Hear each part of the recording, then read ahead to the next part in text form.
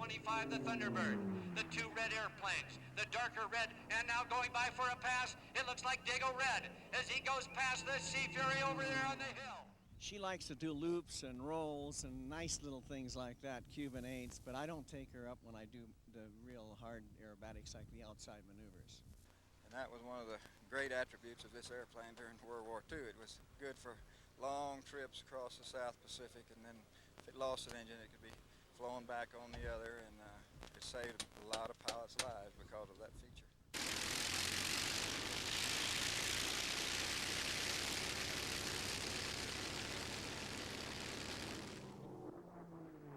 I got a 113, and that breaks down to 454 miles an hour. Whoa, he is cooking out there under today. This is Skyfire 85, featuring exciting air racing action direct from the 1985 National Championship Reno Air Races. In a few moments, you'll see the pilots close up and hear the power of their supercharged high-performance unlimited racing engines. Watch the antics of Bob Hoover in his distinctive yellow North American P-51D Mustang and the twin-engine Shrike Commander. You'll see aerobatic pilot Jim Franklin in the Black Waco Mystery Ship and wing walker extraordinaire John Casey. Joanne Notke returns to center stage together with a quick pass by the Blue Angels and the Canadian Snowbirds. You'll see play-by-play unlimited racing, including this year's unbelievable conclusion of the Gold Race. Watch the AT6 Gold Race, Formula One and sport biplane races, and a final tribute to the late Art Scholl with a special interview and his last airshow performance on Sunday, September 15th, 1985.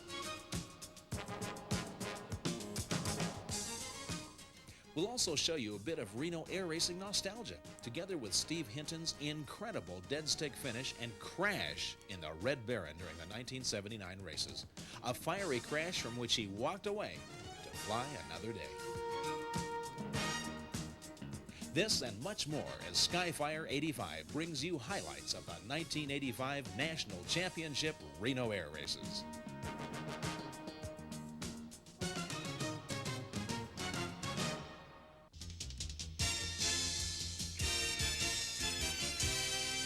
Skyfire.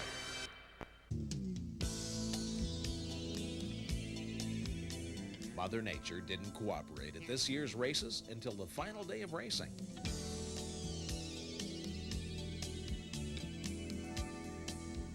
The Great Reno Balloon Race, which is held annually the week before Air Race Week, was virtually brought to a standstill by unseasonably high winds and cold temperatures.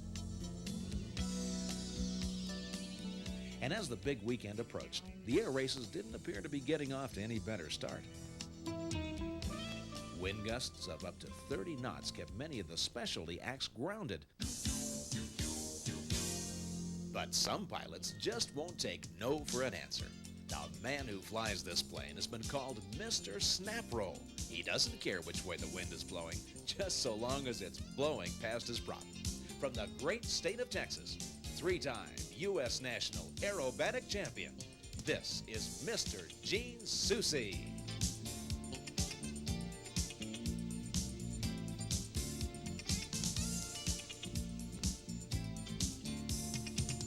Watch now as Gene performs an inverted falling leaf.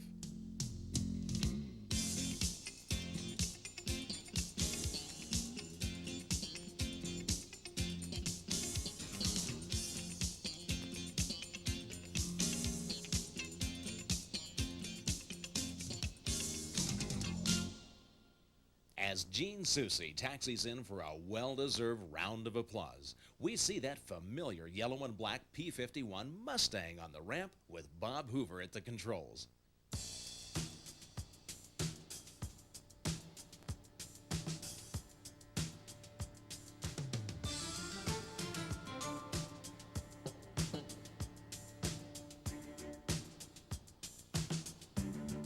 It's Saturday morning and time for a qualifying heat with a big unlimited racing class. Some lucky pilots will make the cut and move into the finals and one step closer to the big money. The rest will be left with overheated engines and a fleeting glimpse of the fastest plane's tail feathers. That's Reno, and that's air racing.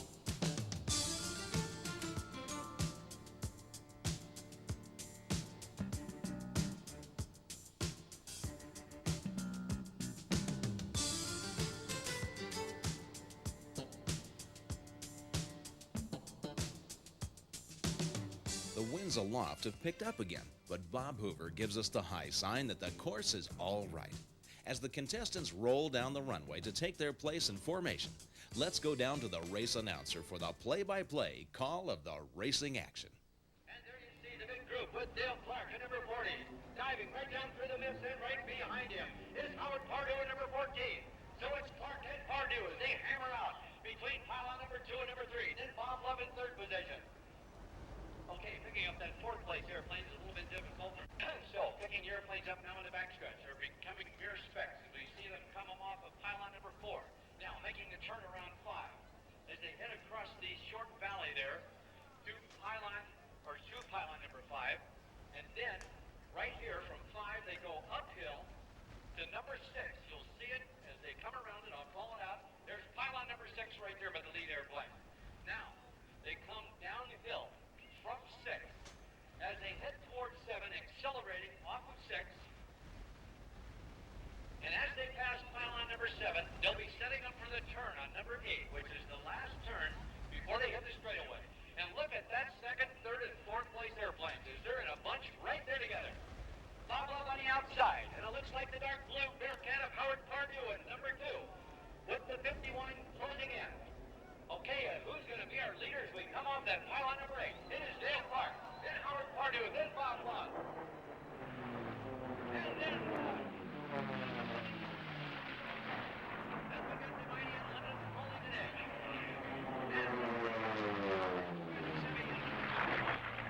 Picking him up, Dale Clark really got the honor seat. Motivating out there today. And right behind him, Howard Pardue, waiting for the first mistake. Dale Clark, after getting caught in that turbulence yesterday, I guess he's made up his mind he doesn't want to get caught in it today. And about the only way to do it is to run in first place. And that's just exactly what he's doing as they come around, setting up for number 8. And here they come. And right behind him in that big FAF-1, Howard Pardue with the Bearcat. And right behind him, of course, is Bob Love. And it's Howard Pardue as he closes. And it looks like Dale Clark might have got a little bit wide. Remember, you do have a deadline to continue there. Matter of fact, this is what cost Wiley Sanders that race in the first day's race on Thursday, was crossing over that deadline. And Pardue's pulling up. I don't know what the problem was there. And Bob Love sitting right in there playing a waiting game. Pardue comes down, re-enters the course after catching that fast gust to win on pylon number 2. Okay, now the boys are around 5. Now they're coming up on 6 as they make that turn. There they go around 6. Then Pardue, then Love. And then John Dilley, number 27, double trouble. Remember, this will be a 6-lap race. All 4 airplanes now evenly spaced out in the first 4 positions. And Lefty Gardner bringing up the rear at this point. The last 3 airplanes being about the same separation as the first 4. But here's the real race coming up. And it's Dale Clark coming around, pylon number 1. Pardue, after getting blown away over there on pylon number 3, re-enters the course and is hanging right in there. Looks like he's going to try to go for a pass. Pardue way up high, sending and maybe in a little trouble. Okay, now being here. Rockets down out of the sky. And watch him slide right back into that number 2 position. Having the speed advantage over Love in the second place right now. Now Pardue coming in right on his tail as he accelerates Bob Love on pylon number 3. Once again, and he goes way high.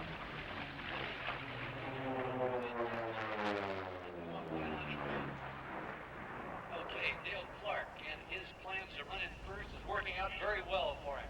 Okay, now we have Clark setting up for the turn number 8. Pardue right in back of it. Let's see what's going to happen this time as they come around number 8. Clark baiting in close, forcing Pardue to go a little bit wide. But staying down on the track this time.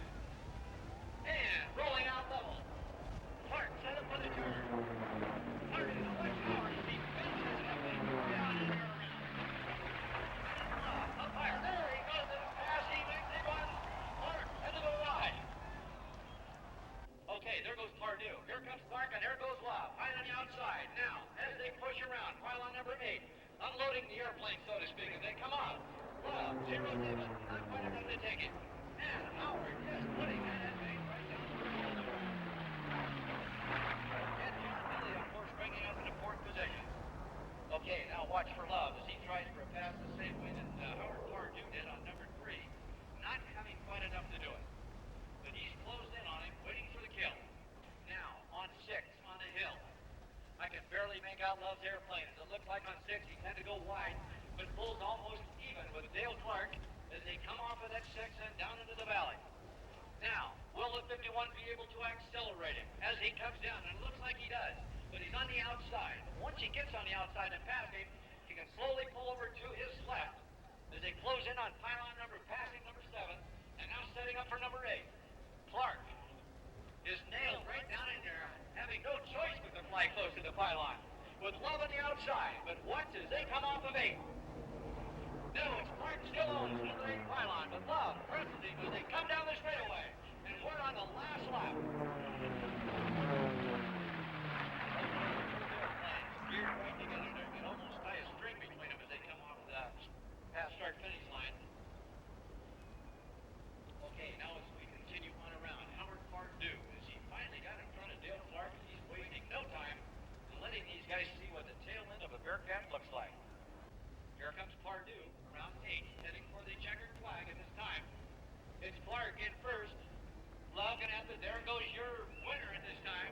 Taking the checkered Howard Pardue. Now, Love, a little height advantage. No, Clark pulls him off. And a good race was run by Hall.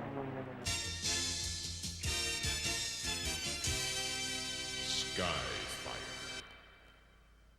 I think really the highlight is when I climb out on the wires and hang on to the wires and fly beside the airplane while Jimmy does a loop and a roll. All the way around, up and over.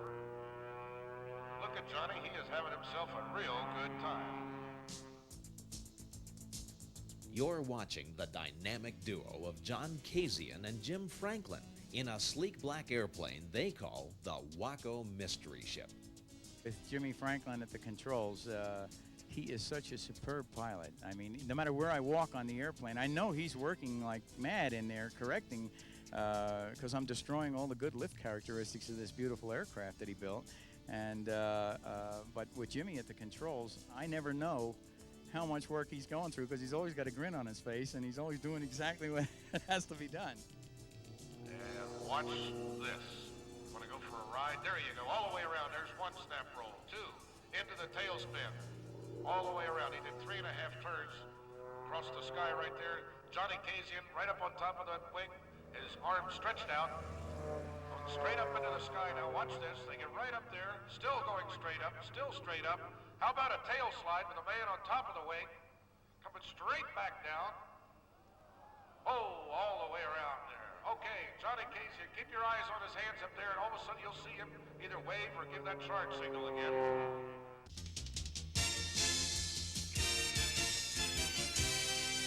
Skyfire. It's Saturday morning. The winds are blowing, and it's a racehorse reverse start off the ramp out to the scatter pylon for the silver race of the sport biplanes. Let's go down to Sandy Sanders for the call of the race. Okay, now we watch as the biplanes circle around the scatter pylon. Number 26, 29, Dennis Brown, and then should be 26, Douglas Kimpkin Bandito, and the red biplane, I believe that's Don Beck, then Gary Christensen. On these red biplanes, it's hard to pick up Stan Brown at any rate, going past the last man.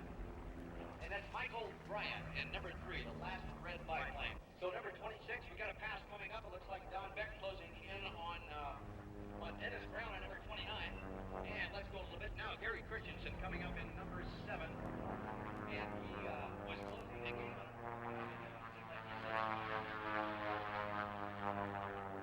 Okay, then that's Michael Bryant on number 3. And then last place airplane 00, Stan Brown. Again, to watch those ever do. Doug Kemp of Redlands, California, with a tremendous lead, flashed across to take the checkered flag, followed by veteran Don Beck of Tahoe Vista, California, and Dennis Brown of Yucaipa, California, in 3rd place. The Blue Angels put on a command performance again this year in Reno. Let's watch a few of their passes in front of center stage.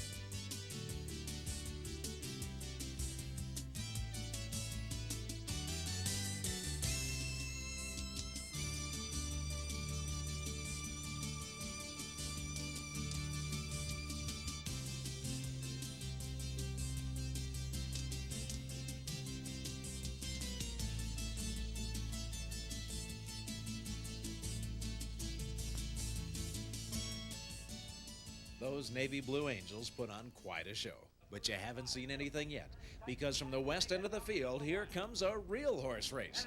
Those Pratt & Whitney engines are wound out tight as a 5-plane pack goes screaming by, signaling the start of the AT6 bronze race. Let's return to Sandy Sanders. So close together, Pratt & Whitney engines of 600 horsepower. And now I believe that's Mike Wright in Wildcatter in position number 2, and Charlie Beck, or either 48. We'll have to try to get a number on these as they come by this time. But it looks like we had a pass. Right there coming off of pylon number 6. And sliding back, but it is Mike Wright in the Wildcatter with Johnny Martin still holding the lead. And then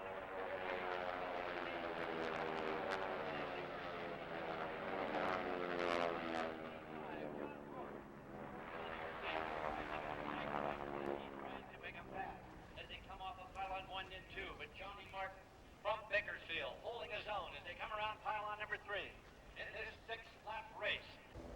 Okay, coming around once again, Wright trying to set himself up for a pass as they come off of pylon 6. But I said with that wind out there blowing as gust as it is, up to 25 knots, it makes it for a very rough ride indeed as they come around that pylon course. Wildcatter, Mike Wright, is he prepared to try to get a pass on John Martin as we come right across start finish line? And he does get a pass on him. As he goes by.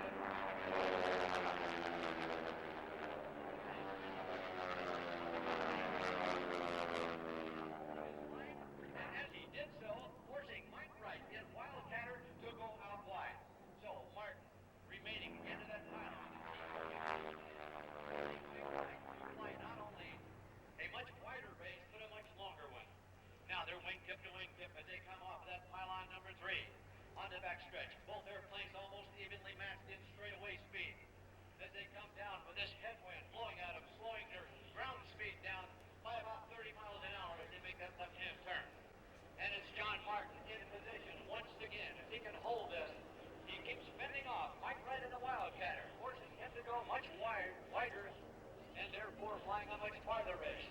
Martin once again holding his own onto the pylon. Remember, the closest one into the pylon is the one that owns it. At least for that moment, fraction of a second in time. And now, as John Martin flying his first race here as a rookie from Bakersfield. Him and Mike Wright in Wildcatter battling it out as they come around pylon number 6. Now into the straightaway. Now they magically pick up another 30 miles, 25 to 30 miles an hour with that tailwind as they flash by in front of us on the start-finish line. And once again, Mike Wright seemingly tries to get past it. He does. He passes it right about the same place again.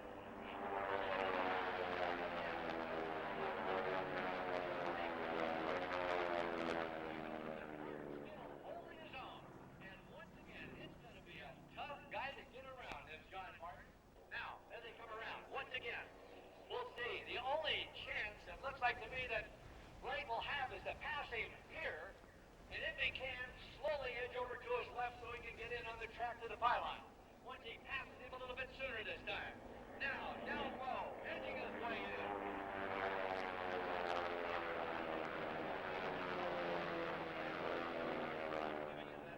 Very close.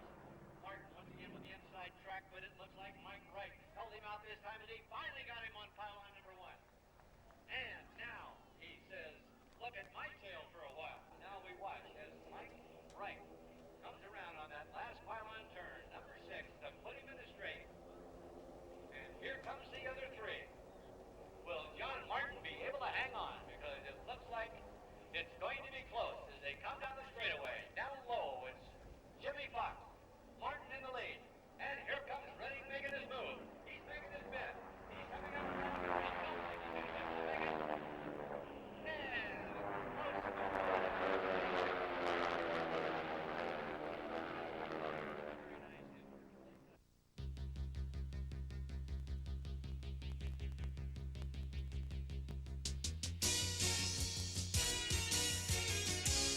final unlimited heat of the day saw competition between some of the finest pilots on the course. John Putman led most of the way, but in the final lap, it was the Thunderbird from Mercedes, Texas, Lefty Gardner, who took the checkered flag. John Putman finished second, followed by Bob Yancey from Klamath Falls, Oregon, taking third position in the Blue Navy Corsair. Despite the winds, it was a great day of racing in Reno. And as the sun set over the Sierra, thoughts were on Super Sunday and the race for the gold.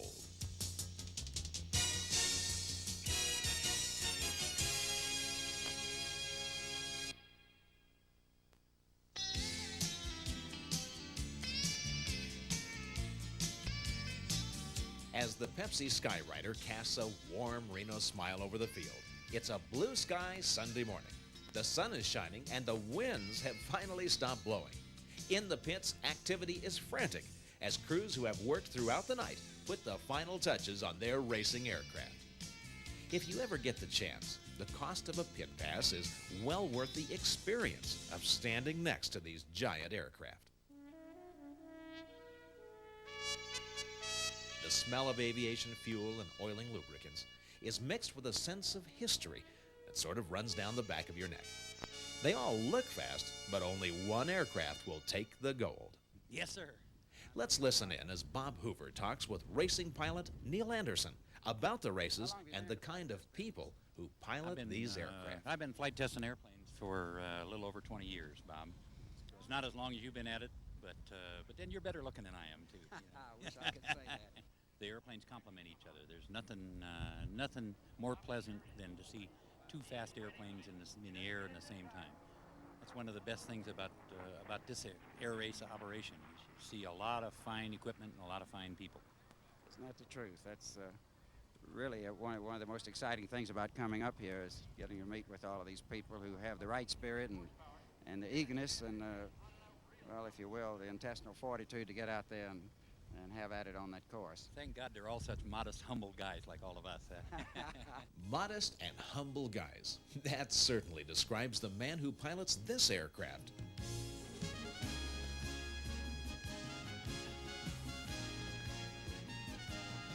Will Rogers said, "I've never met a man I didn't like." Well, you'll have to travel mighty far to find an aviator who doesn't admire Bob Hoover's prowess at the controls of an airplane. He's not only an accomplished pilot, Bob Hoover is recognized as being one of the most sincere gentlemen in the aviation industry. The stories of Bob Hoover's accomplishments have become legend. And once you see what he does with an airplane, it's easy to see why.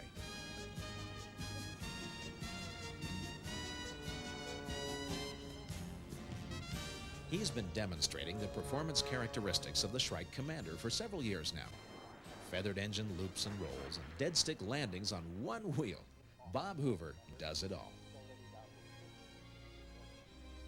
He leads the start of each Unlimited race in his stock P-51D Mustang. And while the Unlimiteds battle it out down on the course at speeds exceeding 400 miles per hour, Bob keeps a watchful eye overhead for pilots who may need assistance in a Mayday situation. The National Championship Reno Air Races, an event that somehow transformed into something a whole lot bigger than life, thanks to real champions like the man who flies in the yellow Mustang, Mr. Bob Hoover.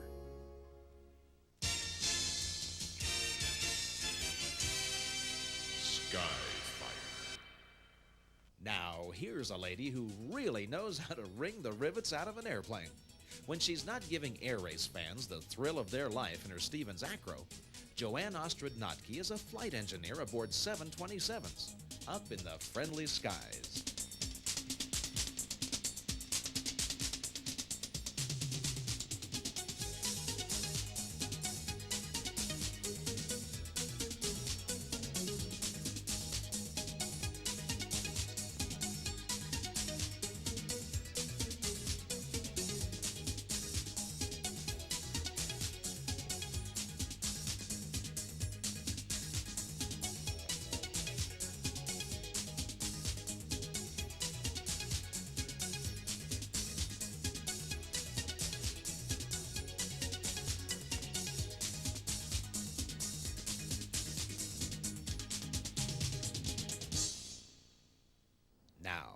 Skyfire competition heats up over Reno. This is the AT6 SNJ Race for the Silver.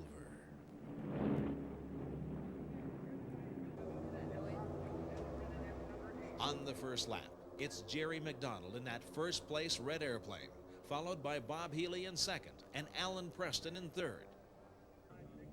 Now on the back stretch, it's Healy down low in the white airplane, followed by Alan Preston in the number 3 spot. As they enter pylon number 4, it's Bob Healy in lickety-split down low. Alan Preston from Dallas, Texas taking the high side of the turn. Jerry McDonald still has Big Red wound up tight in first place as they approach pylon number 5. The first 3 airplanes are very close together as they round number 6. This race is far from over. The airplanes are evenly matched. Now into the home stretch. It's Jerry McDonald on the inside, followed by Bob Healy, and Alan Preston is right on his tail. And looks like now, yes, we've got a pass. Alan Preston making his move on Bob Healy as they approach the home pylon. Preston up high in the red airplane. He wants to pass, but Bob Healy isn't going to lay down. Preston with the height advantage, dropping down, making his run and picking up that speed. Now as he closes on Bob Healy.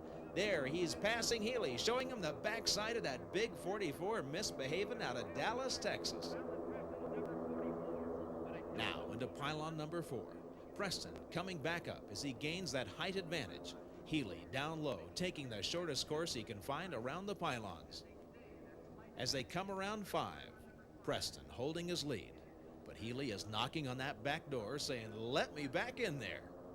Now as they approach 6, Preston dropping back down onto the course, unwinding that airspeed indicator on that Pratt & Whitney. Out in front, your leader, showing the way around the pylons, Jerry McDonald, and racing number 5, Big Red. Preston on the back door knocking. But now, as they come down the home stretch, Big Red lengthens that first place lead. Preston has got a fire going on in there as he burns up the course in the second place airplane.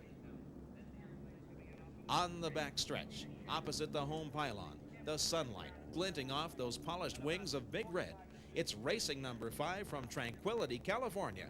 Jerry McDonald low to the ground saying, "Sally, bar the door, I'm coming home in the express lane." As they approach pylon number 4, McDonald in the lead with Preston up high in hot pursuit. Around 4 and approaching 5. Both airplanes to the wall. Those Pratt & Whitney engines vibrating the daylights out of the instrument cluster. Preston in the number 2 airplane with the slight height advantage that he's used so well today. Will he convert it to airspeed to catch Big Red? Now on pylon 6 and down the home stretch, Jerry McDonald holding the first place leading advantage with Healy bringing up the 3rd position.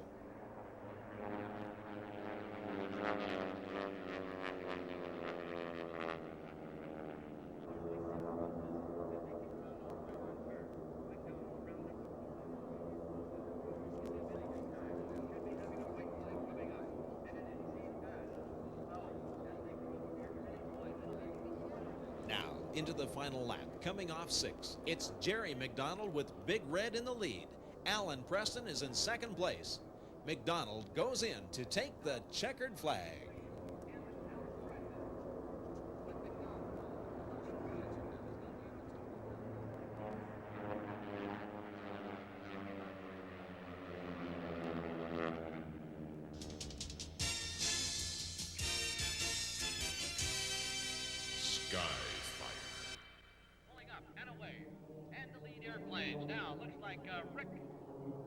We're back with more racing action and the unlimited bronze race. Coming off the first lap on pylon number 8, it's Richard Drury and the Big Sea Fury down low and leading the way. But Wiley Sanders is up high in Genie 2 and pressing hard for a pass.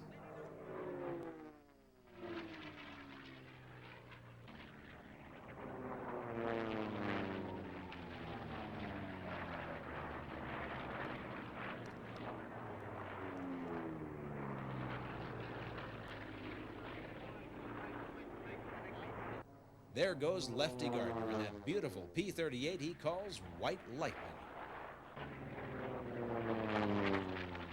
here comes Jimmy McMillan in the Sky Raider.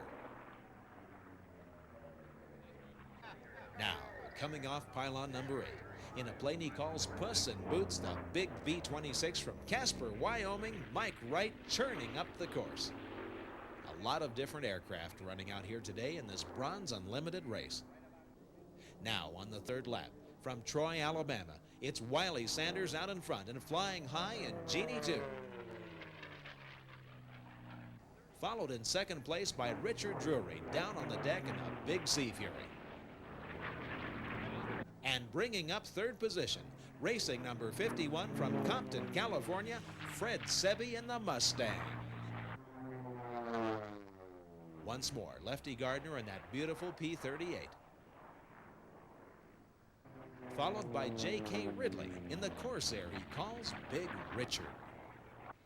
Another Corsair, and another man from the great state of Texas, Alan Preston in Old Deadeye. And listen to this baby sing. Bob Guilford from Santa Monica, California, flying the Blue Max, a beautiful airplane out there on the course. Puss in Boots once more off number 8. Let's listen as Mike Wright takes her by center stage.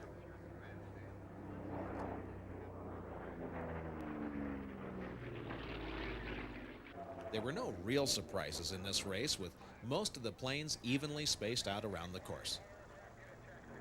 Wiley Sanders took the checkered flag with a winning speed of 255 miles per hour, followed by Richard Drury and Fred Sebi. And on the last lap, Mike Wright in the B-26 got a pass and edged out the Blue Max on pylon number 8.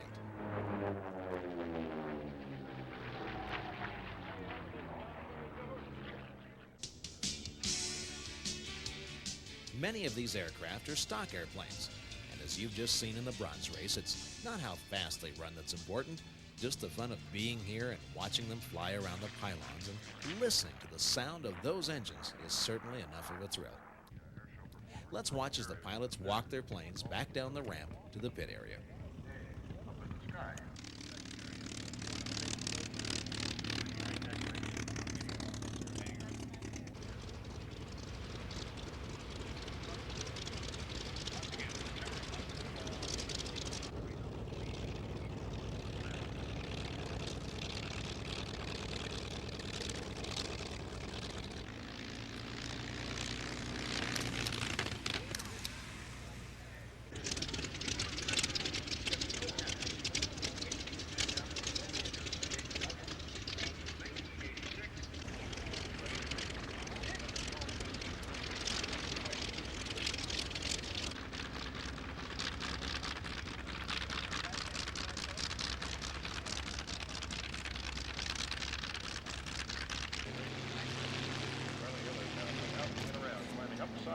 As Bob Hoover props down the yellow Mustang, let's watch overhead at 180 miles per hour the U.S. Golden Knights descend onto center stage.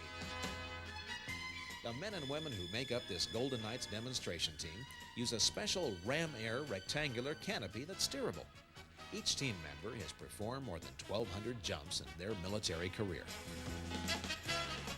Whoop. Castanets don't click every time. There we go. Everybody's down and the crowd loves it. As we wait for the start of the next racing event, let's watch the Canadian Snowbirds perform a few of their spectacular 9-plane formations.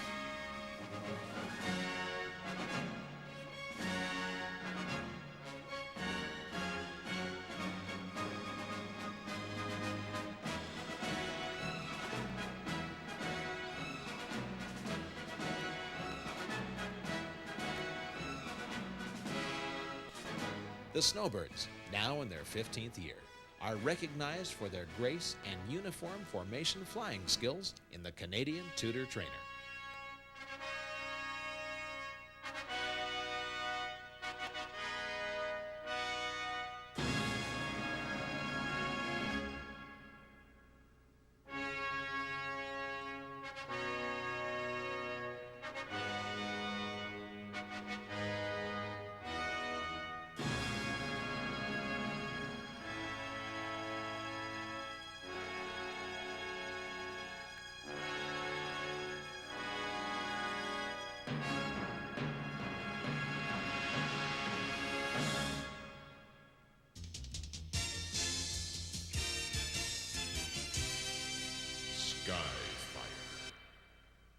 I like to fly, and if it's aerobatics or racing, it doesn't make any difference.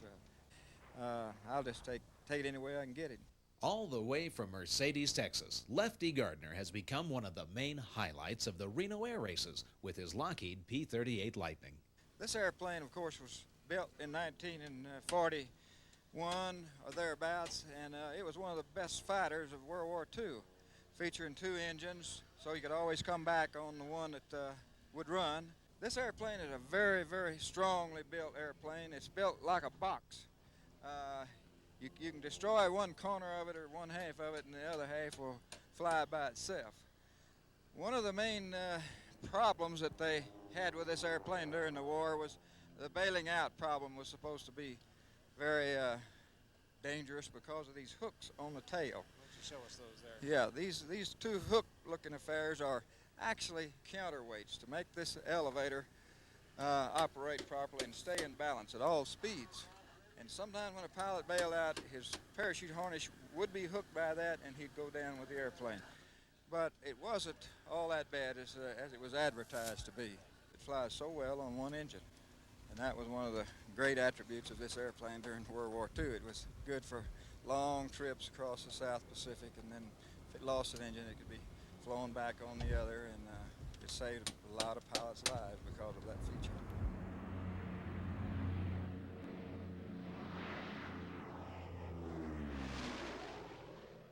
Here come the best of the Formula Ones. This is the race for the gold. Let's return to Sandy Sanders for the call. And as they end the scatter pylon, it is Jim Miller, and he's locked right in there with that first place, who should be Tom Aslett at 69. And there's Cody making his move, not waiting, right off the bat, as he comes in at pylon number 2, and now 3. But he's going to have to go, and Aslett knows that if he's got the jump on him, maybe he can hold him off. Well, we just have to wait and see. And so it's Tom Aslett at number 69, a little thumper, as he's not going to get him on this one, at least not before pylon number 1. But we'll try to get speed on this one. Okay, now Cody won't be able to make a pass until they get on the backstretch, if he's able to make one in. And look at Aslett as he pulls a nice move, pulling down on the inside of number 2. Aslett moving up just a little bit, trying to get into the pylon before Cody, and Cody says he can't get it. Pulls up high and wide. And it's Aslett, and he's flying a race of his life. Knowing that Ray Cody out there, Aslett comes around pylon number 4, out of 5, now into 6. And as he still has him, he makes Cody fly high and wide. And Aslett right down on the deck as they straight by start-finish line. And Ray Cody pulls up and tries to make the pass. But remember, he's going to have to go to the outside. Aslett hanging it in tight. And once again, as they come out of pylon number 2, Aslett with a slight lead, but Cody climbing just a little bit. That's one of his tricks. He'll climb, and as he's going around, but not enough to slow him down. And then he'll slide down tight and great enough for airspeed as they come up. But I think Aslett's still going to own this pylon number 4. Cody's got to go to the outside. He can't pass him on the inside. And Aslett coming around pylon number 4 now. Now into 5. Cody desperately trying to get ahead of him. And if he can get himself in position where he'll make his pass is when they come off of pylon number 6. He will not be able to get in tight enough. Once again, Aslett fending him off as they go around that pylon 1. But look, Ray is in position, and here is where he drops in for the kill. Maybe as they come off of pylon number 3. Now Ray putting gears laid down there neck and neck, and they're spinning. Cody down below. Now Aslett. See what Tom's doing? Pulls it up a little bit higher to take the same advantage that Ray has. Maybe. But Cody owns that pylon number 5 now. 4. Now they come around pylon number 5. Now Ray's got it his own way. Nobody in front of him, and now he can get in as close to that pylon as he wants to. He doesn't have to go wide anymore.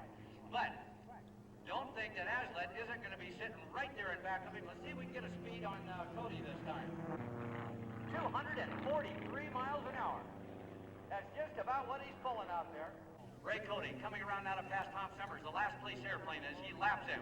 And right behind him, though, waiting for him to make that mistake, is Tom Aslett at number 69, Little Thumper. Okay, here comes Cody, passing the last place airplane at this time. And Cody goes by number 44, Jimmy. And now Aslett preparing to pass the last place airplane. And Tom should do that in this lap coming out of pylon number 3. But here comes Cody as he takes the checkered flag one more time. And not more than 3 seconds behind him, Tom Aslett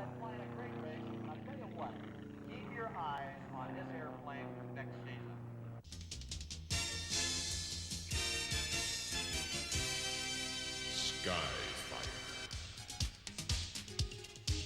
Here comes the aerobatic team that needs no introduction. They're simply the best. Gene Soucy, Charlie Hilliard, and Tom Poperesny.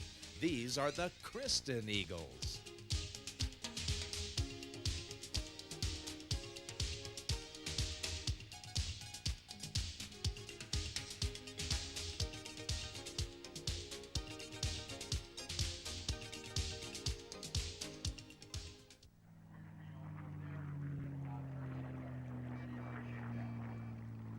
Bob Hoover takes a run on the field as those big unlimited World War II aircraft get ready for the Unlimited Silver Race. From Klamath Falls, Oregon, Bob Yancey in that old blue Corsair. In the Big Sea Fury, Dennis Sanders from Riverside, California. In a plane he calls the Baby Gorilla, Art Vance from Sebastopol, California. Racing number 19, the Mustang from Fort Wayne, Indiana, Tom Kelly. Another Mustang from Corona Del Mar, California, racing number 0, John Maloney. Once again, from Breckenridge, Texas, flying that Bearcat, Howard Pardue. From Covina, California, in a plane called Nothing Special, Dale Clark. From San Jose, California, Reno air racing veteran Bob Love in a P-51D Mustang. And closing the back door with that double trouble airplane, John Dilley from Fort Wayne, Indiana. Let's go back to Sandy Sanders for the call. And as they go to it, we watch as Bob Vance, who was in pole position in that big old blue Corsair there, leading the pack with Dennis Sanders, right alongside of him and Dale Clark in the Sea Fury. Oh, what a free-for-all that is. And it is Yancey in the Corsair and John Dilley.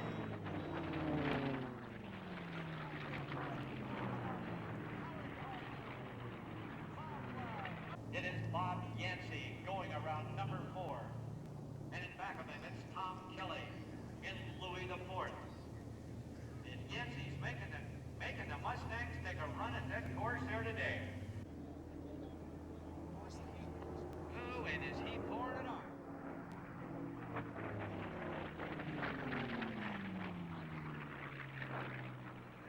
Airplanes here. It's still Dennis Sanders leading away. John Maloney. Bob Yancey, he says, boy, I wish that white flag would come out. I'm sure he is waiting, but he doesn't get it this time. He's running out of tape on his dashboard. Some of these guys put pieces of tape on there. Okay, now, it is Dennis Sanders. Pardue looks like he has picked up a little bit on John Maloney. Okay, now Yancey says he's going to roll out of pylon number 8. The wings leveled. Here he breaks into number 8 turn. Kelly maybe pulling up just a little bit on him.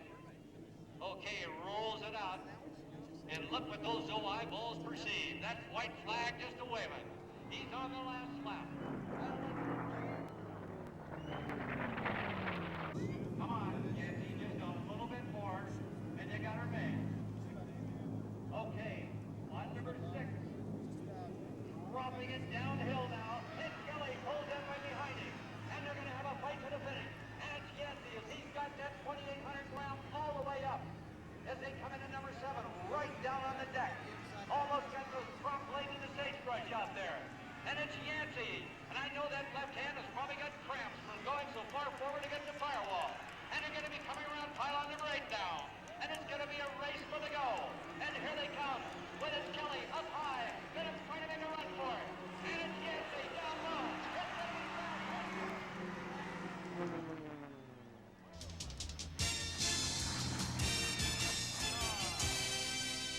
Skyfire.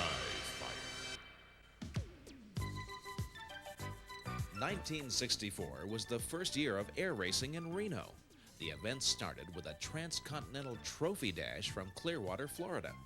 Wayne Adams, the hometown favorite, was the winner in a Mustang called the Maytag Special. He landed on the crude dirt strip at Sky Ranch to a jubilant reception. Wayne Adams, who is today the director of the National Championship Reno Air Races, remembers that day. It happened. I called the Reno Tower and set up for landing, and Bill Stead got on the horn and told me that if I didn't land over at the old Sky Ranch, that he wouldn't give me my prize money. And I will never forget when I rolled up to a stop. There were some remarkable people there. I wish I could remember all their names, but Bill Stitt, of course, the man who originated and brought air racing back to Reno, climbed up on the wing, and he had tears in his eyes, and I looked off to my right, off the nose, and here are some very old friends, i.e. Bob Hoover. Bob Hoover was instrumental in getting me sponsorship to flying these. He happened to be very good friends with the Maytag people that owned the airplane, and I used him for a reference, and bless his heart, he spoke highly of me, and I guess I didn't disappoint him because I brought home some cash for the people. In that same year, another young pilot named Art Scholl made his Reno debut, flying a midget racer called Miss San Bernardino. Art went on to become a featured aerobatic performer in Reno, for which he is best remembered. At the conclusion of his routine, his little dog Aileron would often ride in on the end of Art's wingtip. This is aileron.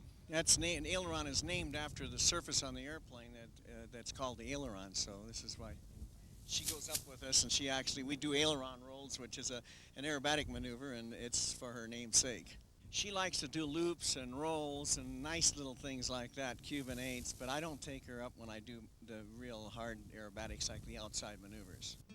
When Art Scholl wasn't doing air shows in his Super Chipmunk, his talent as an aviator was in high demand in the motion picture industry. It was during filming that his life ended tragically off the coast of San Diego. Only the day before, Art Scholl performed his last air show before a standing room audience in Reno. The sound system wasn't all that it could have been that day, but his routines in the air were nonetheless flawless. Skyfire pays tribute to Mr. Art Scholl.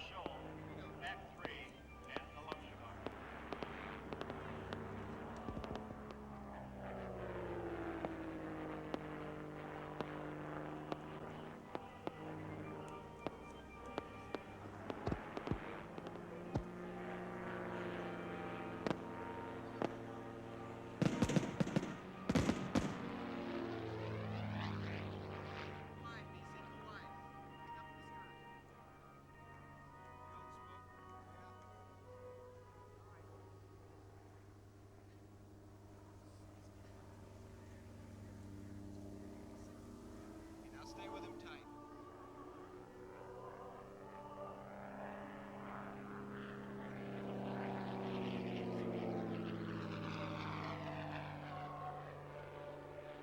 Keep a close eye on the Pepsi Pennzoil Special, and you will see Art Scholl outstanding.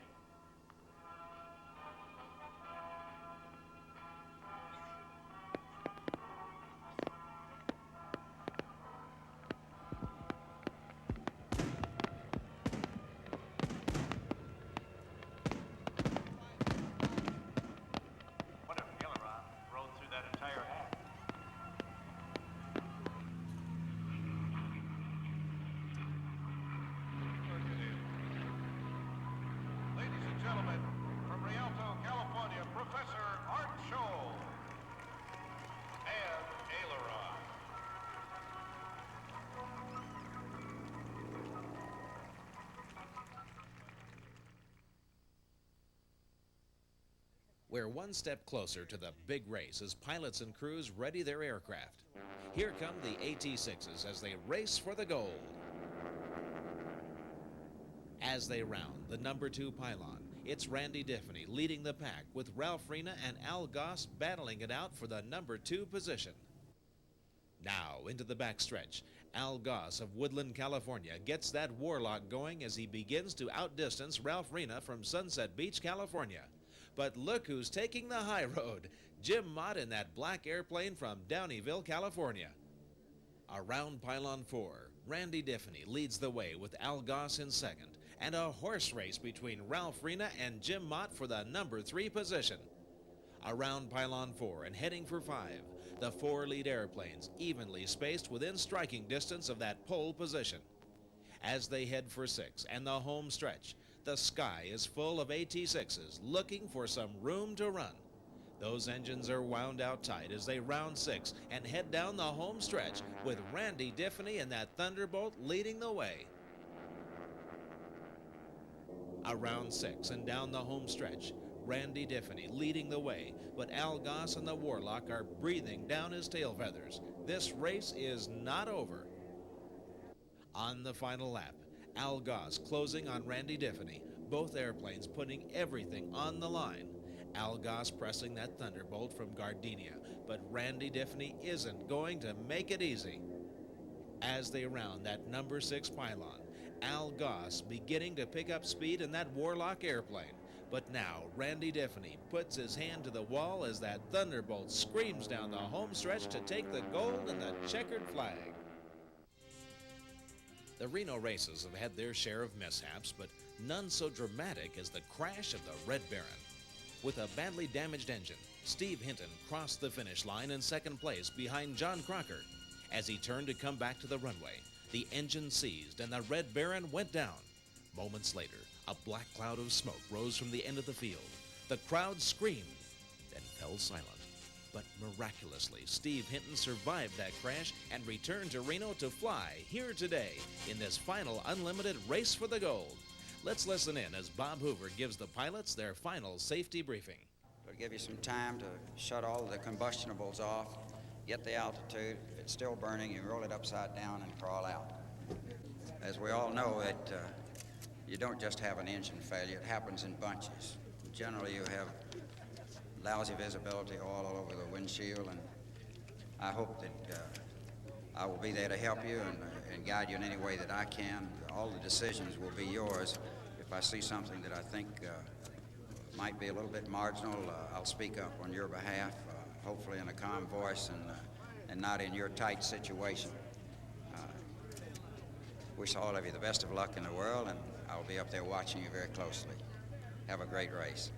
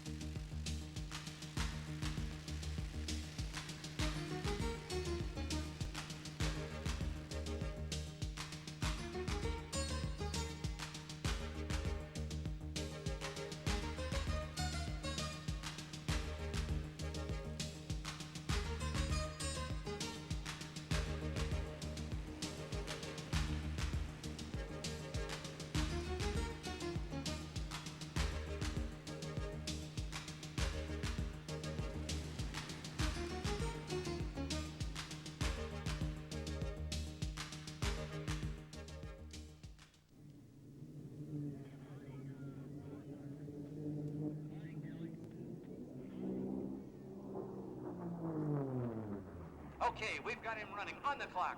There's Hinton in the second position. And Hamilton in the 15 Sea Fury. Dago Red, Rick Bricker. And now Hinton, we see the smoke start pouring out of those exhaust stacks of that big 4360. Okay, Annis Anderson coming around. As he goes around, pylon number 4, coming around 5 now. That test pilot from General Dynamics in the Frank Sanders Dreadnought. As he comes around number 6, taking the big Sea Fury, the 2-place Sea Fury, with that huge Pratt & Whitney R4360, 3,800 horsepower. And Hinton just running a great race back there in second.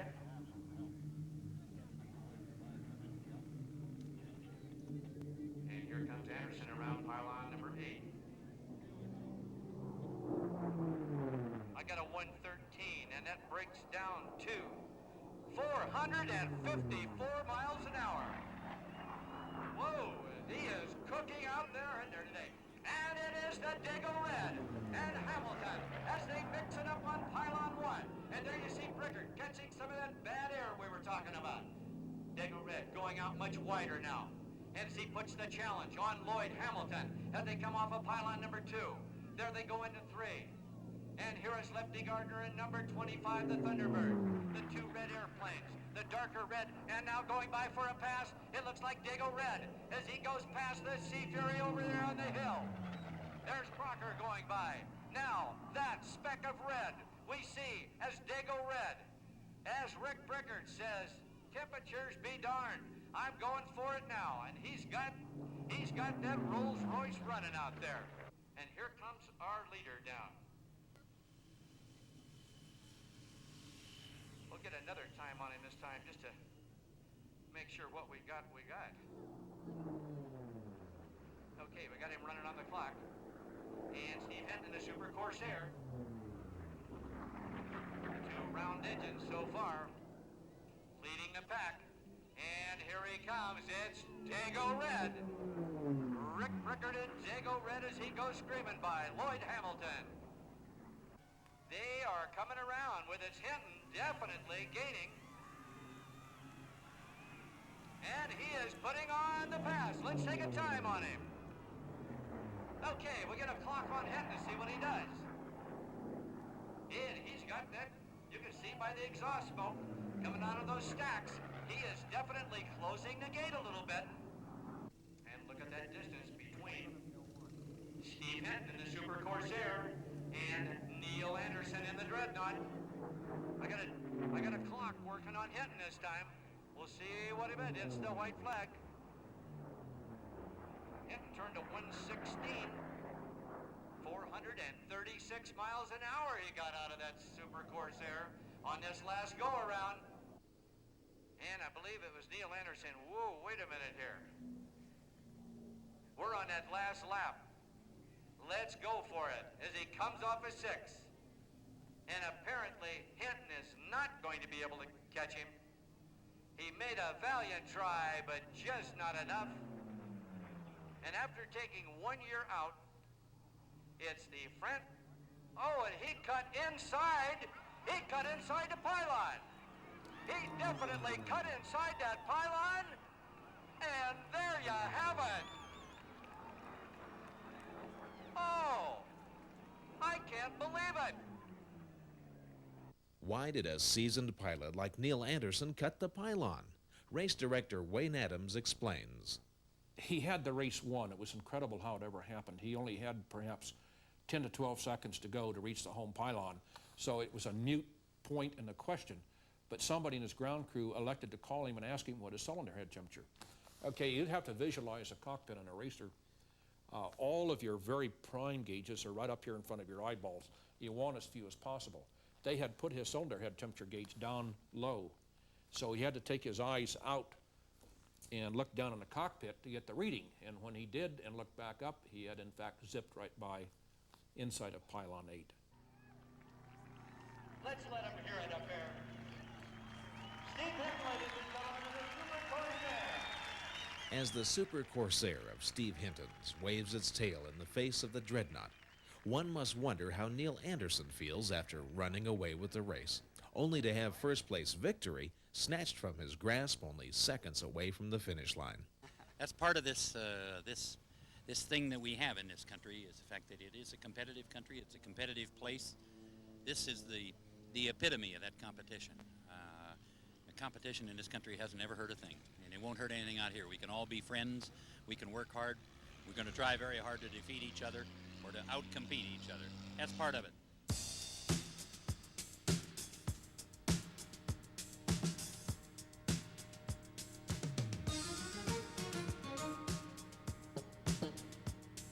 Well, that wraps up another year in Reno. Next year, the field is wide open. Will the Corsairs continue their reign, or will the Mustangs recapture the gold? Only time, hard work, and all-out racing will tell. And Skyfire will be there to bring you the excitement of the National Championship Reno Air Races.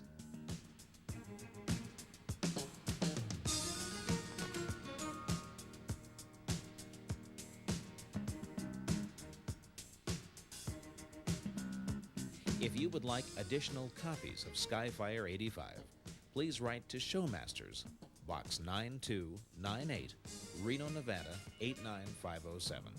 Or call 702-323-0965.